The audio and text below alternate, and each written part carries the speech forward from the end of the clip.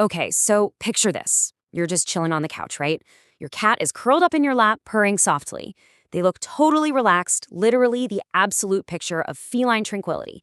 And then, out of absolutely nowhere, they turn and give you this sudden, tiny, gentle bite on your hand or arm. Kind of startling, right? Well, welcome to today's Explainer. We're going to completely unpack the fascinating psychology behind this exact moment and decode the secret language of your cat's behavior.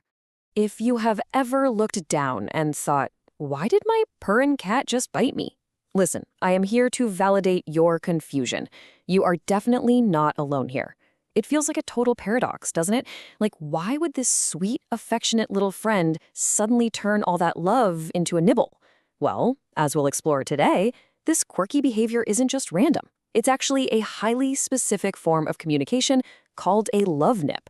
Every purr, every single nibble, it all has a story to tell, and we are going to figure out exactly what your cat is trying to say. So, here's our roadmap for today's mystery to mastery journey. We're looking at the mystery of love nips, affection and social bonding, the overstimulation threshold, playtime and attention seeking, and finally, building a better bond. All right, jumping right into part one, the mystery of love nips and decoding the behavior. First things first, love nips are fundamentally different from actual aggressive biting. A defensive bite is rooted in fear or anger, and honestly, you'll know it when you see it.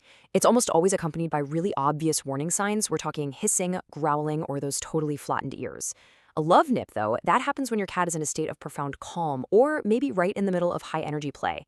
Once you learn to tell the difference between these two distinct states, you can genuinely start to view these gentle moments as a compliment rather than, a cause for concern. That brings us to section 2, affection and social bonding, inner circle trust. To really wrap our heads around this behavior, we have to look at how cats actually interact in the wild, and it perfectly illustrates the origin of this whole thing. It's called allo-grooming. Out in the wild, cats use gentle biting during social grooming sessions with their siblings or their mothers. This grooming is a super vital tool they use to strengthen their community ties. It literally builds trust. So, when your house cat nips you gently while you're just sitting there petting them, they're actively engaging in allo-grooming with you. They're mimicking the exact same way they would interact with a fellow feline in the wild. And here is the really exciting takeaway from all of this. When your cat gives you that gentle love nip, they are essentially telling you that you are in the inner circle. Yep, they're treating you like a trusted fellow feline who they truly love and feel completely comfortable around. It's not aggression at all, it's inclusion. It's basically a profound compliment wrapped up in a tiny, toothy little package. Which leads us nicely into section 3, the overstimulation threshold, knowing the limits. Okay, so an absolutely crucial point here is understanding what experts call overstimulation. Now, I like to think of this as the tickle effect. Think about being tickled by a friend or a family member. For the first few seconds, it's fun, right? You're laughing, it's a great time. But if it goes on for literally just a few seconds too long, it quickly becomes way too much to handle, and you desperately want it to stop. Well, the exact same thing happens to your cat. Sometimes they are enjoying your attention so much that their nervous system actually gets a little overwhelmed. When they hit that threshold, a quick nip is simply their way of saying they need a little break or that the petting has just gotten way too intense. So, how do we use this practically? This is where your observation skills become absolutely key. Your cat will usually ask for a break before the nip actually happens. You just kind of need to know what to look for. Watch out for these exact subtle physical cues, rapid tail twitching, or seeing the skin rippling along their back. If you notice either of these happening while you're petting them, it might be time to back off and give them some space. By paying attention to these cues, you make sure that your quality time stays totally enjoyable for both of you, and you prevent that overstimulated nip entirely. Moving right along to section 4, playtime and attention seeking, grabbing your focus. Beyond just affection and overstimulation, cats also use love nips for a really practical reason. They are incredibly smart and they know exactly how to push your buttons.